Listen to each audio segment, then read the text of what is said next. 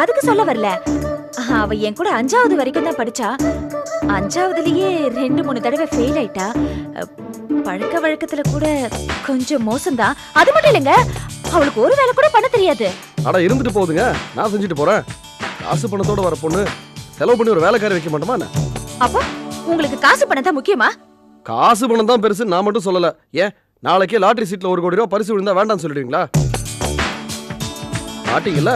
அது மாதிரிதான் நானும் வலிய வர மகாலட்சுமியே வேண்டாம்னு சொல்ல மாட்டேன். இல்லங்க, என்ன பதில் சொல்லாம போயிட்டே இருக்கீங்க?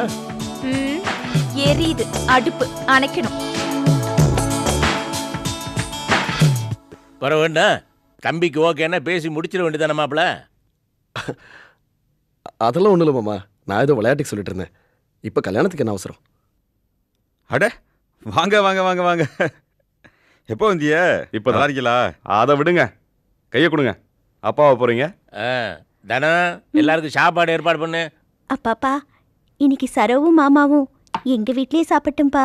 என்ன தானோ உன் வீடுன்னு பிரிச்சு பேசுற? எல்லாரும் இங்கே சாப்பிடலாமே. சரோ, தானோ வருஷத்துக்கு ஒரு தடவை எப்பாச்சும் தான் விவரமா பேசுவா. அதனாலதான் உங்களை எல்லாம் சாப்பிட கூப்பிட்டுருக்கா. அதையும் எதையாவது சொல்லி குழப்பி விட்டுறாத. சரி, தனத்துக்கு எதுக்கு வருத்தம்? அக்கா வீட்டுல தான் சாப்பிட. சரிப்பா. தனாக்கா, இவ்வளவு நாள்ல எங்களை என்னைக்காவது உங்க வீட்டுக்கு சாப்பிட கூப்பிட்டுருக்கியா? இப்பதானே சொல்லி இருந்தீங்க அக்கா விவரத்தை பத்தி. அதான் நான் கூப்பிடுறேன், வீட்டுக்கு வந்துருங்க, விருந்து இன்னைக்கு. எல்லாம் வந்துருவாங்க. சரி, பேசிக்கிட்டு இருங்க.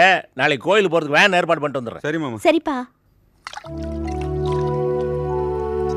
தானோ, இந்த மாதிரி நேரத்துல எல்லாம் தலை சுத்தல், வாந்தி எல்லாம் வருமாமே. உனக்கு அப்படி இருக்கா? முதல்ல அப்படிதான் இருந்துச்சு. டாக்டர் போய் பார்த்துட்டு வந்தேன். இப்ப எல்லாம் சரியா போச்சு.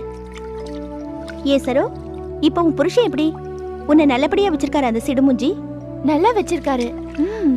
இப்பெல்லாம் கொஞ்ச நாளாவே சரோ சரோன்னு உயிரியே விடுறாரு. நிஜமாவா சொல்றேன்? கேட்கறதுக்கே ரொம்ப சந்தோஷமா இருக்கு.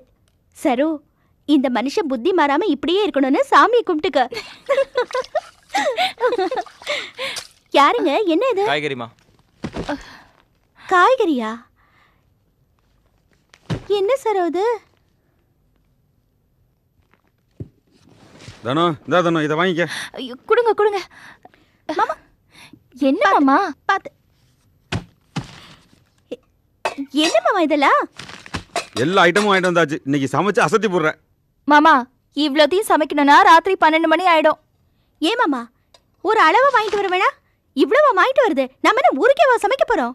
பாரு சார், இந்த மனுஷனை இவ்வளவு வச்சு நான் என்ன பண்றது? என்னடி விருந்தாளிங்களா வந்திருக்காங்க, கஞ்சத்தனம் பண்ண சொல்றியா? சும்மா வாங்கி கொண்டாந்து போட்டதை வச்சு நல்லா சமைக்க பாரு.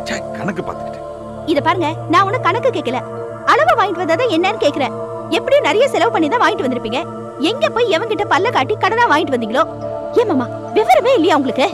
விவரம் பேசிட்டு அரைஞ்சு பல்ல கழட்டி போடுவேன். மாமா, கொஞ்சம் பேசாம பாரு இருக்கீங்களா? சார், சுத்த கஞ்ச பிசினாரியா இருக்கா. ஆமா, இவர் பெரிய கர்ண பிரபு. ஏதாவது பேசினா கொண்டு விடுவேன். மாமா, அவங்க எல்லாம் உள்ள உட்கார்ந்திருக்காங்க, என்ன நினைப்பாங்க? நீங்க போங்க, அவங்க கூட போய் உட்காருங்க. தானோ, கொஞ்சம் பேசாம வேலையை கவனி. இல்ல சரோ, நான் உங்களுக்கு செலவு பண்றதுக்காக அப்படி எல்லாம் சொல்லல. ஐயோ, என்ன அது சின்ன பிள்ளை மாதிரி? நான் உன்னை அப்படியே நினைப்பேன். இல்ல சரோ, அவர் இன்னும் ஊதாரித்தனமா பொறுப்பே இல்லாம இருக்காரு. நீயே பாரு. தானோ, மாமா எப்படி இருந்தாலும் உன் மேல பாசமா இருக்காரே, அதை நினைச்சு சந்தோஷப்படு. வா, வேலையை கவனிக்கலாம். வா.